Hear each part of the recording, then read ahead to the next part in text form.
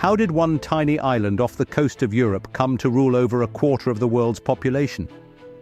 The British Empire wasn't just about red coats, tea and trains. It was built on conquest, trade, rebellion and revolution. It shaped borders, sparked wars, and changed the lives of millions, sometimes for better, often for worse.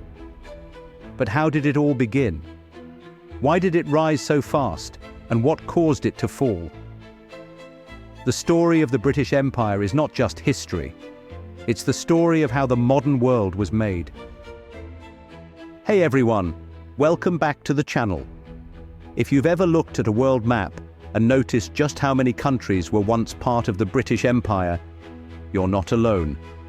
From India to Canada, Kenya to Australia, the sun once never set on British territory. But that didn't happen overnight. It took centuries of exploration, war, negotiation, colonization, and resistance. Today, we're unpacking the full story, from the rise of a maritime power in the 1500s to its collapse in the 20th century, and the legacy it left behind. Let's dive in. In the 1500s, England was a small kingdom on the edge of Europe, not exactly a superpower. Spain and Portugal dominated the seas, but England had ambition. Explorers like Sir Francis Drake began venturing into the unknown, raiding Spanish ships and mapping new routes. In 1588, the defeat of the Spanish Armada marked a turning point. England had proved it could hold its own. Then came Jamestown in 1607, England's first permanent colony in North America. It wasn't a huge success at first, but it lit the spark. Soon after, the East India Company was founded, and this is where things really took off. The British Empire didn't grow just through brute force. It grew through trade. And the East India Company was a master of it.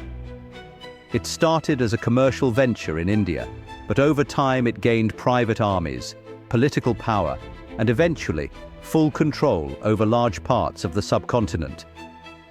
Meanwhile, in the Caribbean, Britain seized islands for sugar plantations, worked by enslaved Africans.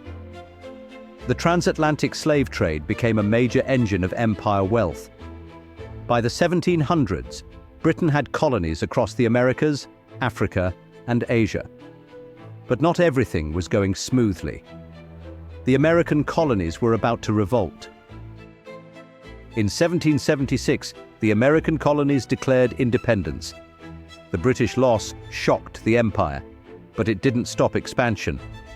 In fact, it redirected it. After losing the 13 colonies, Britain doubled down on India, Africa, and the Pacific. Australia became a penal colony. Canada grew in importance. And in India, after crushing local resistance, the British Crown took full control in 1858, marking the start of the British Raj. India became the jewel in the crown of the empire, a mix of economic exploitation and cultural influence that still stirs debate today. Under Queen Victoria, the British Empire reached its peak. Railways were built. English became the language of law and government in dozens of places. Britain dominated global trade, controlled key ports, and had unmatched naval power. But it wasn't all grandeur. Rebellions and resistance were constant, like the Indian Rebellion of 1857 or the Zulu Wars in South Africa. In Ireland, famine and unrest simmered under the surface. In Africa, colonial lines were drawn with little regard for the people living there. Still, by the late 1800s, over 400 million people lived under British rule. The 20th century would bring it all crashing down. World War I drained Britain's economy and shook its global standing. Colonies contributed soldiers and resources, but after the war, they wanted more than medals. They wanted independence. Then came World War II, which delivered the final blow. Britain won, but it was left bankrupt and broken. One by one, the empire unraveled. India gained independence in 1947. African nations followed in the 1950s and 60s. The Caribbean islands became sovereign. Hong Kong was handed back to China in 1997. The British Empire was no more. But even though the empire is gone, its legacy is everywhere. English is one of the most widely spoken languages on earth. Legal systems, parliaments, and even sporting traditions in many countries were shaped by British influence. Yet there's also a darker legacy of exploitation, cultural erasure, and historical trauma. Debates over colonial statues, reparations, and historical accountability are still raging today. The Commonwealth, a group of former British colonies, exists as a kind of loose network. But the world Britain once ruled is very different now and far more complex. So how did a small island build the largest empire in history? Through trade, war, exploitation, and innovation. The British Empire changed the world, but not always for the better. Understanding its rise and fall helps us understand everything from global politics to the roots of modern inequality.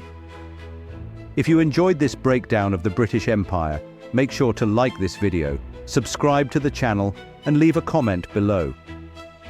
What part of the empire's history surprised you the most, or what topic should we cover next? Thanks for watching, and I'll see you in the next one.